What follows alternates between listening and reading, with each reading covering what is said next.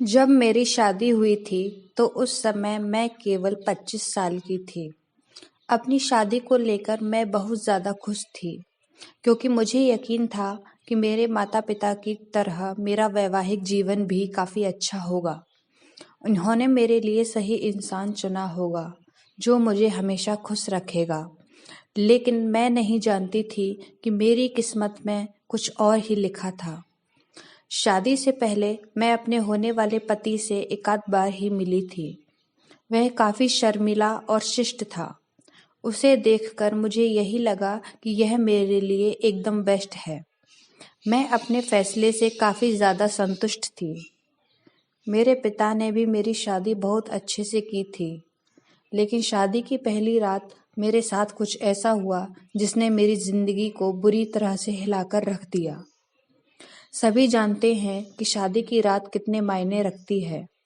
इस अनुभव को यादगार बनाने के लिए मैंने खुद को तैयार कर रखा था। मेरे पति अंदर आए, बैठे और मुश्किल से थोड़ी सी ही मुझसे बात की। उन्होंने ये कहकर बात खत्म कर दी कि वह थक गए हैं। मैंने भी यही सोचा कि शादी की रस्मों के कारण थकान हो गई होगी, इसलिए मैंने भी इस बात पर ज्यादा नहीं सोचा। मेरी शादी को 1 हफ्ता बीत चुका था और मेरे पति ने मुझे अब तक छुआ तक नहीं था। मुझे कुछ अजीब सा लग रहा था, लेकिन मैं अपनी तरफ से पहल नहीं करना चाहती थी, क्योंकि मैं भी बहुत शर्मीली स्वभाव की हूँ। वैसे तो वह बहुत सभ्य व्यक्ति था, लेकिन एक चीज जो मुझे बार बार परेशान कर रही थी, वो यह कि उसे मेरे साथ फिजिकल होने में कोई दिलचस्पी नहीं थी।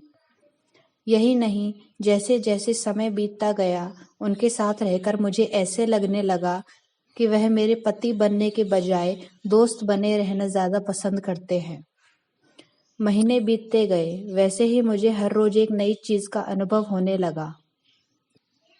लेकिन अब भी हमारे बीच न्यू कपल वाली फीलिंग नहीं थी। ऐसा लग रहा था कि शादी करना और इसे बनाए रखना उनकी मजबूरी बन गई थी। मैंने कभी उनसे शिकायत नहीं की। ऐसा इसलिए क्योंकि वह बेहद नेक दिल और दयालु इंसान था। मुझे उनके साथ किसी तरह की कोई दिक्कत नहीं थी, लेकिन इसके बाद भी मुझे लगता था कि मेरी शादी में कुछ कमी थी। हमारी शादी को साल भर हो गया और हमारे बीच छोटी सी बात को लेकर झगड़ा हो गया, जो वास्तव में गंभीर लड़ाई में बदल गया।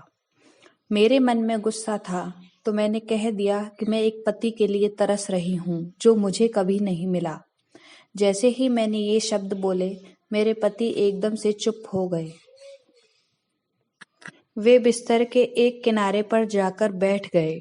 मैंने जब उन्हें रोता हुआ देखा तो मैं चुप हो गई। मैं दंग रह गई, क्योंकि मैंने आज तक उन्हें मेरे सामने कभी इतना कमजोर होते हुए नहीं देखा। मैंने उन्हें परेशान देख दिलासा दिया। तभी उन्होंने मुझसे माफी मांगी और कहा कि उनका इरादा मुझे चोट पहुंचाने का बिल्कुल भी नहीं था, लेकिन उन्हें महिलाएं पसंद नहीं हैं। मैं कांपते हुए उसी जगह पर खड़ी रह गई। उन्होंने कहा कि वह समलैंगिक हैं। मैं कुछ समझ नहीं पा रही थी। मैंने फिर पूछा कि आप समलैंगिक हैं? तो उसने मेरी तरफ देखा और कुछ नहीं कहा। मैं यही सोच रही थी कि मेरी शादी बस एक दिखावा थी। मैं बिस्तर पर चुपचाप लेट गई और हकीकत से भागने के लिए सोने की कोशिश कर रही थी। लेकिन मैं अच्छे से जानती थी कि यह सपना नहीं है। मेरे पति पुरुषों को पसंद करते हैं। मुझे ये बात हर हालत में स्वीकारनी थी, लेकिन इस दौरान मेरी अपनी खुशी का क्या? मैंने अपनी खुशी की परवाह न किए बगैर उनके साथ जीवन भर शादी का ढोंग रचाने का फैसला किया। मुझे धोखा देने के लिए उन्होंने मुझसे माफी भी मांगी।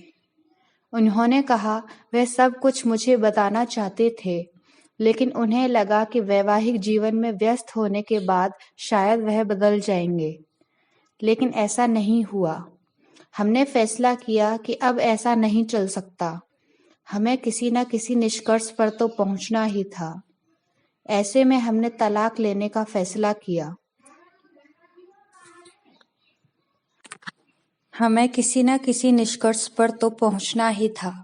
ऐसे में हमने तलाक लेने का फैसला किया, जिसकी वजह से हमारे परिवार के बीच संबंध खराब हो गए।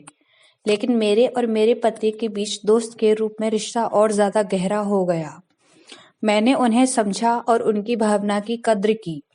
वो चाहते थे कि मुझे ऐसा व्यक्ति मिले जिसके साथ मैं हमेशा खुश रहूं। हमारा यह कदम उन बंधनों से मुक्त करने के लिए जरूरी था जो हमें दुखी और अधूरी शादी में जोड़े रखना चाहते थे। लेकिन मुझे खुशी है कि हमने समाज की परवाह नहीं की, बल्कि अपनी खुशी के बारे में सोचा, और आज मैं बेहद खुश हूँ।